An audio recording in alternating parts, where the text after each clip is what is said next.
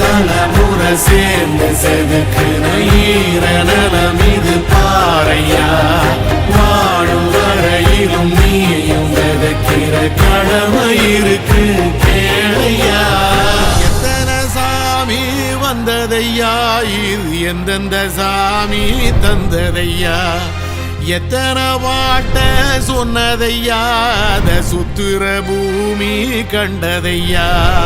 அடிச்சு வீசும் காத்திலையும் அந்த தகப்பனாச சுத்துதையா. வெளிச்சு பூக்கும் வேலையிலும் ஒரு வம்சத்து கதையே உள்ளதையா.